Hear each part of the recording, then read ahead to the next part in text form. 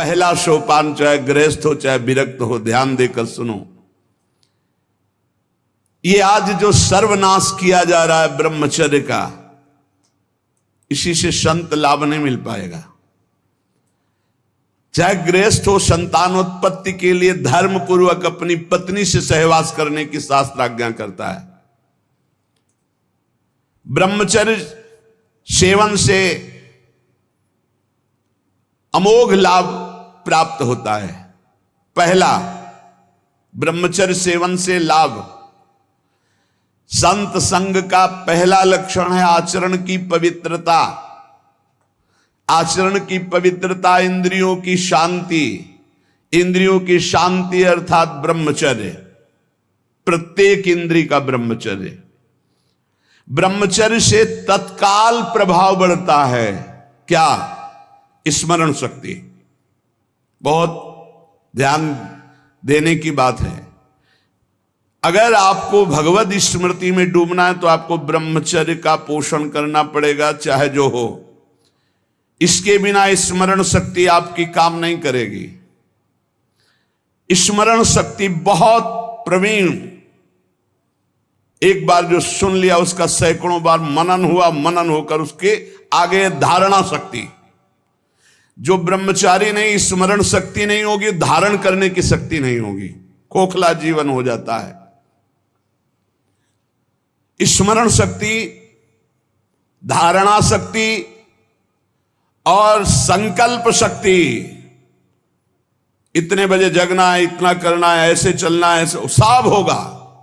और जब ब्रह्मचर्य नहीं तो चाहे 1000 बार संकल्प करो, तुम्हारे काम में नहीं आएगा। स्मरण शक्ति, धारणा शक्ति, संकल्प शक्ति, इच्छा शक्ति जिसे कहते, और उत्साह शक्ति और शरीर शक्ति, ये शक्तियां उसके अंदर प्रकाशित होती हैं जो ब्रह्मचर्य का पोषण करता है। स्मरण, धारण करना, जो संकल्प नियम ले उसका अक्षरशः पालन करना, और उत्साह बना रहना, और शरीर में स्फूर्ति रहना। ब्रह्मचर्य एक विलक्षण महाव्रत है। ब्रह्मचारी का सौंदर्य प्रस्फुटित होता है। एक नूर उसके चेहरे पे झलकता है जो ब्रह्मचर्य को धारण करता है। एक नवीन आकर्षण, बालवत चेहरा, एक आकर्षण होता है भागवती। और जिसका ब्रह्मचर्य पुष्ट होने लगता है, उसके शरीर से सुगंध आने लगती है। सुगंध, जो भोगी पुरुष होता पास से निकल जाए तो दुर्गंध निकलेगी, और जो ब्रह्मचारी होगा तो उसके शरीर में सौरभ होगी। ब्रह्मचारी का एक एक रोम तेज से युक्त होने लगता है। चेहरे पर हर समय प्रफुल्लता, मुस्कान, उसका हृदय नंदनवन हो जाता है, आनंदवन। बिना किसी कारण की प्रसन्नता बनी रहती है। शरीर अगर किसी असाध्य रोग से युक्त है तो भी उसके विचार कभी रोगी नहीं हो सकते, विचार स्वस्थ रहता है। और जो ब्रह्मचर्य नष्ट करता है, स्मरण शक्ति नष्ट, धारणा शक्ति नष्ट, इच्छा शक्ति नष्ट, उत्साह नष्ट, शरीर शक्ति नष्ट, सिकुड़ा हुआ मुंह, खिन्न मुंह, देखने से ही लगेगा पता नहीं कितना बोझा लादे हुए बैठा है दिमाग में। पथ्यास्यायी व्यायामी स्त्रीस्तु जितात्मा नरो न रोगी स्यात्। रोगी कौन नहीं है? बोले जो सदैव पथ्य का भोजन करता है और मित भोजन, हित और मित, शरीर के अनुकूल, साधना के अनुकूल, और थोड़ा भोजन करता है, पथ्यास्यायी। दूसरा व्यायामी, रोज सत्संग में घुमा घुमा करके, चाहे आप 15-20 मिनट ही करें, व्यायाम करें। 2-3 किलोमीटर आप दौड़ो, चलो बाहर दौड़ने के लिए, नहीं तो ऐसे यंत्र चल गए, ट्रेडमिल, ऐसे यंत्र चले हैं, उसी में दौड़ लो। नहीं ट्रेडमिल तो दौड़ लगाओ। शरीर को एक बार पसीना पसीना करो, थोड़ी सी बैठक, थोड़ी सी थोड़ा व्यायाम करो। ये साधना के लिए, भगवत प्राप्ति के लिए कह रहे हैं, कोई कुश्ती लड़ने के लिए नहीं कह रहे। ये जरूरी है। पथ्यास्यायी, पथ्य का भोजन, मित भोजन करने वाला, और व्यायामी, और स्त्रीषु जितात्मा। स्त्री शरीर है तो पुरुष की तरफ नहीं, पुरुष शरीर तो स्त्री की तरफ नहीं। जितात्मा, आकर्षित ना होना। नरो न रोगी स्यात्, उसे रोगी नहीं कहते, भले वह साध्य रोग से ग्रसित हो। और अगर ये नहीं है तो वो रोगी ही है। आज नहीं तो कल पता चल जाएगा कि वो रोगी है। साधना करने वालों के लिए इंद्रियों को पावन करना, इंद्रियों को संयम में रखना बहुत आवश्यक है। मन के गुलाम, इंद्रियों के गुलाम, स्वेच्छाचारी भोगों की दुर्दशा में पड़ा हुआ मनुष्य है आज। असंयमी मनुष्य का मन और मस्तिष्क, ध्यान से सुन लीजिए, असंयमी जो अपनी इंद्रियों मन को मनमानी लगाए हुए है, उसका मन और मस्तिष्क और हृदय सड़ा देते हैं, जीवन को सड़ा देते हैं। मन और इंद्रियों को संयम में रखकर भगवत चरणारविंद से नहीं जोड़ोगे, सड़ा देंगे तुम्हें। तुम्हारे अंदर ही इतनी सोच गलत कर देंगे, जलोगे। जो ब्रह्मचर्यहीन है, मनमानी आचरण करता है, ध्यान से सुनो। पहला लक्षण अशांत, दूसरा कहीं मन न लगना, अस्थिर चित्त, तीसरा अस्वस्थ, चौथा मलिन स्वभाव, हीन स्वभाव।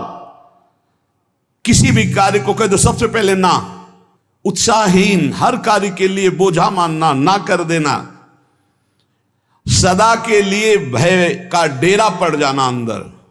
ये देखो शास्त्र है, ये महापुरुषों के द्वारा लिखा हुआ, जिन्होंने अनुभव किया सबके मनों में अपने मन को मिलाकर। इंद्रियों का जो असंयम है वो हर तरह से मनुष्य को नष्ट कर देता है। लोग अंदर का सुधार नहीं करते। जहां जहां असंयम है वहां वहां अशांति है, दुख है, बेविचार है। संयम विहीन जीवन शुष्क, उदासहीन, पशुवत जीवन है। पूर्ण ब्रह्मचर्य तो देश का, समाज का, आत्मा का, सबका परम लाभ, अपना परम लाभ। चाहे गृहस्थ हो चाहे विरक्त, जरूरी है अपनी शक्ति को नष्ट करना, आवश्यकता के अनुसार धर्मयुक्त प्रयोग तो ठीक है। हम तो प्रणाम करते हैं उन गृहस्थों को जो गृहस्थ होते हुए ब्रह्मचर्य का नियम वृंदावन में लिए हुए और दूर दूर जगह देशों में रहते हैं और ब्रह्मचर्य का नियम लिए हुए। एक तो परिवार अमेरिका में है, आए हुए हैं कुछ समय से, भी हम वृंदावन में सत्संग में भी होंगे। सब सुविधा, अमेरिका जैसे देश में रहने सब सुविधाएं, और बड़े ही सरल सात्विक वृत्ति से, और हितधाम में कसम खाई थी ब्रह्मचर्य की, कि हम दोनों मिलकर के कसम खाते हैं कि आज के बाद ब्रह्मचर्य रहेंगे।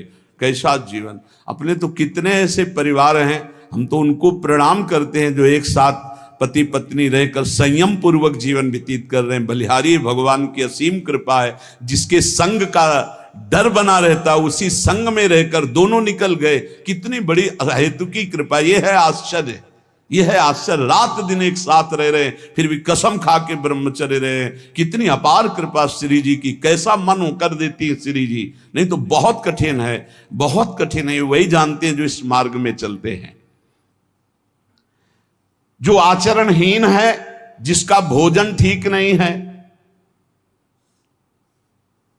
अब लाख बार कहा जाता है सतोगुण भोजन करो, सात्विक भोजन करो।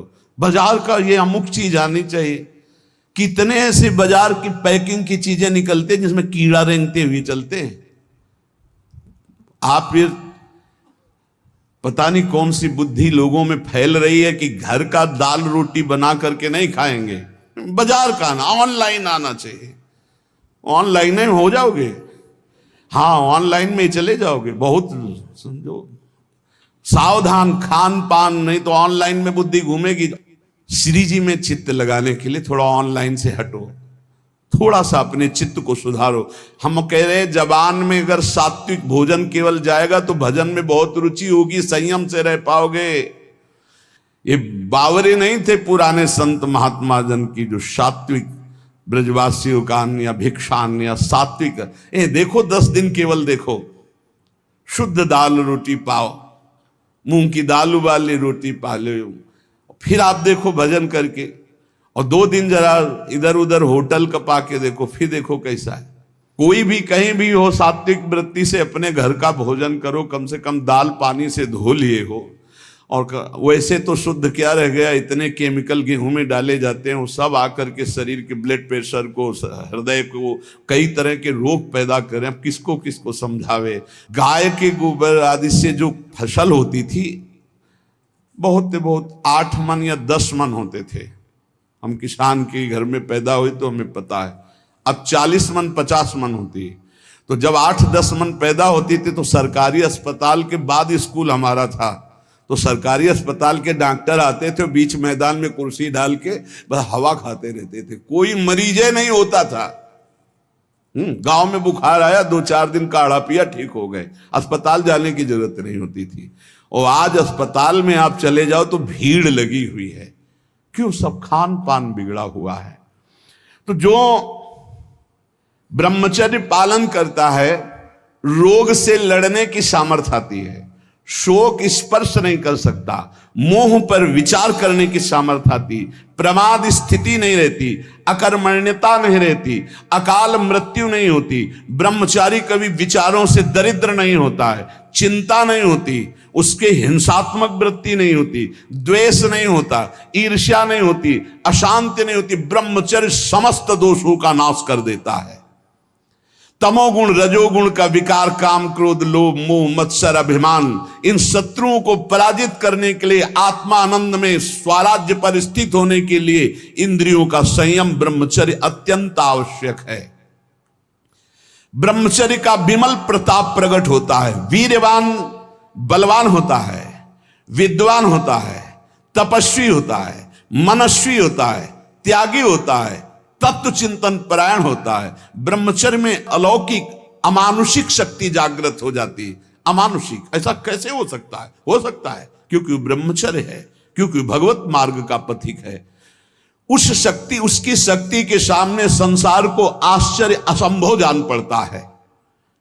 देश का अभ्युत्थान, अपना अभ्युत्थान, समाज का अभ्युत्थान एक ब्रह्मचारी ही कर सकता है, व्यभिचारी नहीं। तो ये मूर्ख लोग ये नहीं समझते कि तुम इंद्रियों की गुलामी स्वीकार करते हो या स्वतंत्रता, मन की गुलामी स्वीकार करते हो या स्वतंत्रता। स्वतंत्रता किसे कहते हैं अभी जाना नहीं।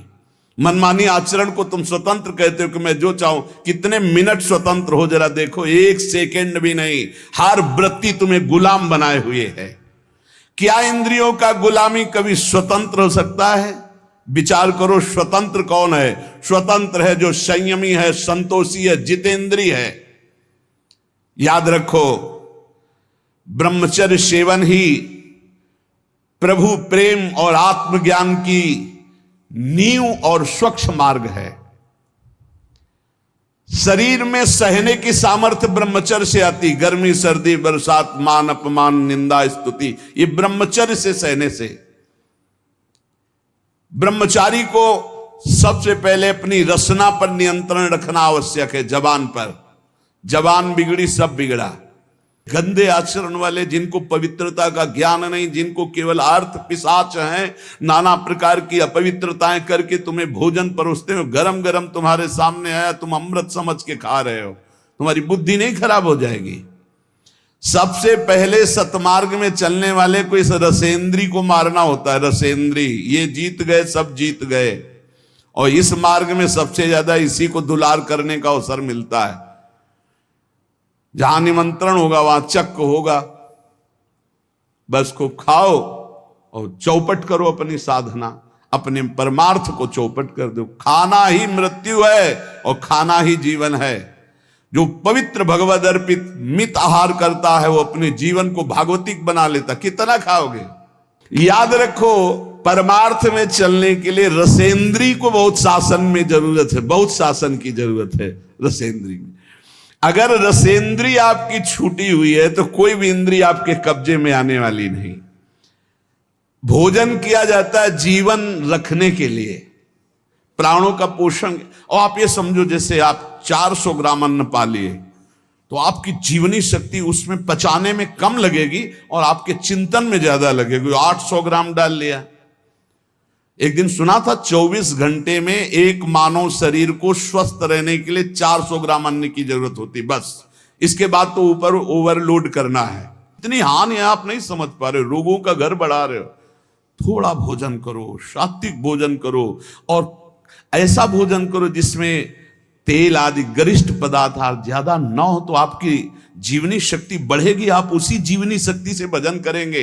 भजन में मन क्यों नहीं लगता? आप देखो, एक दिन खा के अच्छे, और एक दिन 2 रोटी खाओ केवल हमारे कहने के अनुसार, कि आपको लगे कि हाँ भूख लगी अभी, और छोड़ दो, फिर आप भजन में लगो, देखो कैसी वृत्ति जाएगी, सतोगुणी। चंचलता मन की तभी रुकती है जब सात्विक भोजन होता है।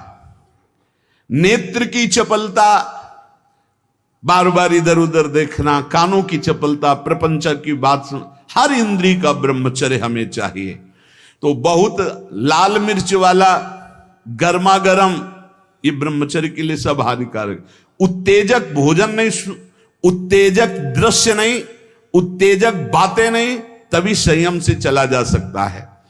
प्रतिदिन एकाग्रता पूर्वक कुछ सदग्रंथों का स्वाध्याय सबको करना चाहिए, सत्संग सुनना चाहिए, परम पवित्र महाभागवतों के चरित्र पढ़ने चाहिए, सरलता पूर्वक विश्वेश्वर भगवान की प्रार्थना, उनका नाम जप करना चाहिए।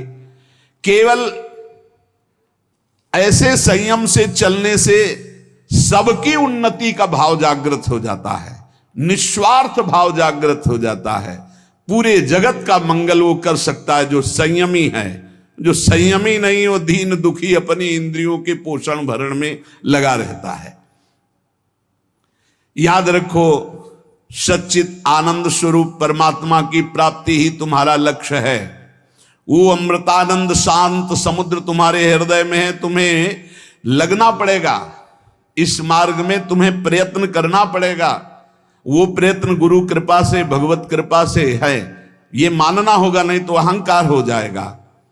नमा ऋषिभ्या पूर्वजेभ्या पूर्वेभ्या पथिकृतभ्या, ये महामोहमय ज्वाल में मैं उन ऋषि मुनियों को नमस्कार करता हूं जिन्होंने हमको ये मार्ग पूर्व में अनुभव करके बताया है। देखो, जैसे तुम्हारे मन की क्या वृत्ति है ये जानना हो, पूरे जगत के मन की क्या वृत्ति है ये जानना हो, तो थोड़ी देर मन को किसी विषयी पुरुष में तदात्म किया जाता है, फिर उसकी जो मन की तरंगे हैं वो सब मन में आती, तब होता है अच्छा ऐसी स्थिति। तो लगता है महात्मा लोग कैसे जानते बिना अनुभव किए? संसार का तो अनुभव नहीं किए, इनको तो संसार का अनुभव, फिर जानते कैसे? वो तुम्हारे मन में जानते हैं। तुम्हारे मन में जो चल रहा, मन को मन में मिलाया और 1 मिनट में सब जान लिया। और वो फिर जब बोलते तो हाँ हाँ ऐसा ही चलता है, ये तो आश्चर्य की बात है, तो ये तो हमारे मन की बात है, क्योंकि तुम्हारे ही मन की बात तो जान करके बोल रहे हैं। तो अनेक जन्मों में भ्रमण करते हुए ध्येय की प्राप्ति के लिए हमें भगवान ने मानव जन्म दिया। हमें अपनी इंद्रियों को संयम में रख करके सत्संग, स्वाध्याय, सेवा, सुमिरन, इसमें डूबना है। इसमें श्री भगवान स्वयं कह रहे हैं सबरी जी से, प्रथम भगति संतन करी संगा, दूसरी रति मम कथा प्रसंगा। सबसे पहली भक्ति है भगवान के प्रेमी भक्तों का संग। दूसरी भक्ति उनके मुख से निकली हुई भगवत चर्चा। भगवान श्री रामचंद्र जी महाराज कह रहे हैं संतों का सेवन करो। संत शब्द नहीं कहा, संतन, बहुत से संतों का। संत और संतन बहुवचन प्रयोग किया। जहां भी भगवान की चर्चा करने वाले प्रेमी भागवत जन मिले, उनकी एक एक बात गौर से सुनो, अपने जीवन में धारण को, लेकिन भगवान से युक्त।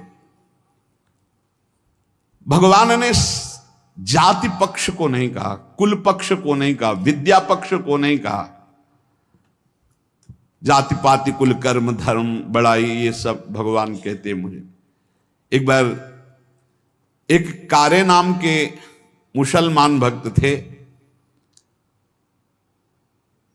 उनको स्वप्न में भगवान श्री कृष्ण ने एकदम, तो सब भूल गए और बस भगवान श्री कृष्ण के आशिक हो गए।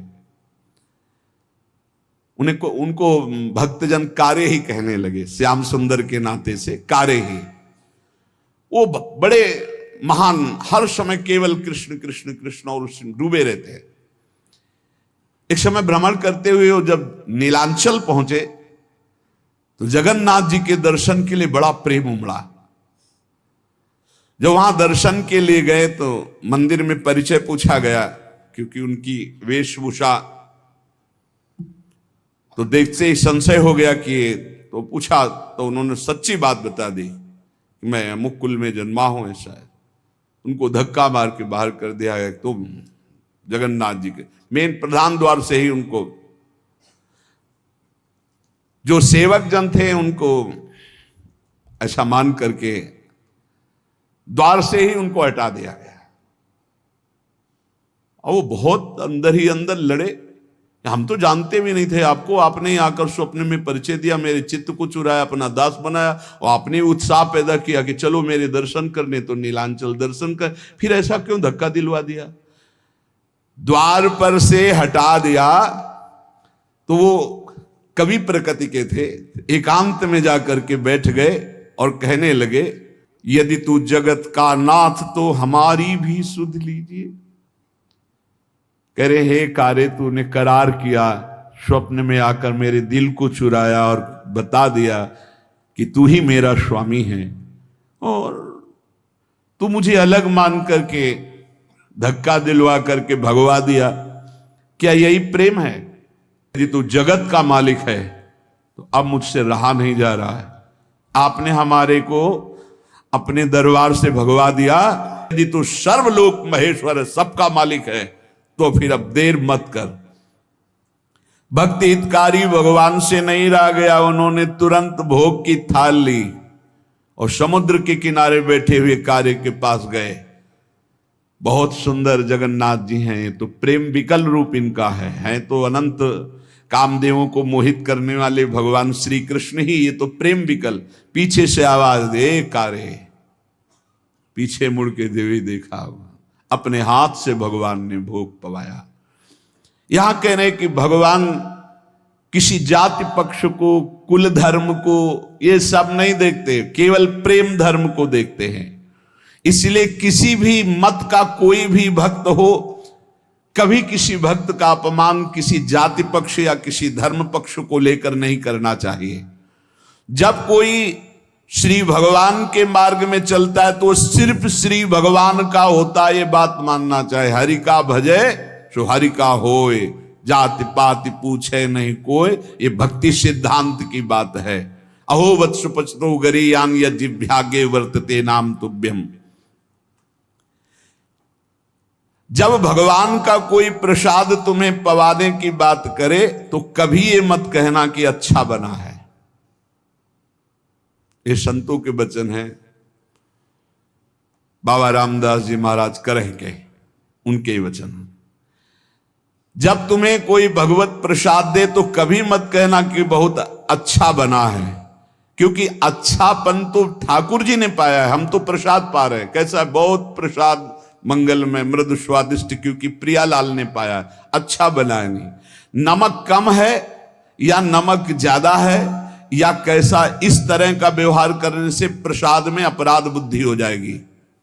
अच्छा बना है ये ठाकुर जी जाने, भोग लग चुका है, सिर्फ प्रसाद है और अमृत है, उसकी हम प्रशंसा क्या करें जिसको श्री ठाकुर जी ने पाया है, और उसमें हम कमी क्या निकालें जिसको श्री ठाकुर जी ने पाया है। इसलिए कभी प्रसाद तुम्हारे सामने आवे तो उसमें ये थोड़ा दाल में नमक तो कम है, प्रसाद का प्रभाव नहीं आएगा। प्रसादे सर्व दुखा नाम हानिरस्योपजायते, जैसा है वैसे ही प्रसाद पावना चाहिए। और कभी अच्छी बुरी भावना नहीं करनी चाहिए, कभी पकवान अन्न फलहार की भावना नहीं। प्रसाद सिर्फ प्रसाद है। श्री स्वामी रामदास जी महाराज कह रहे हैं,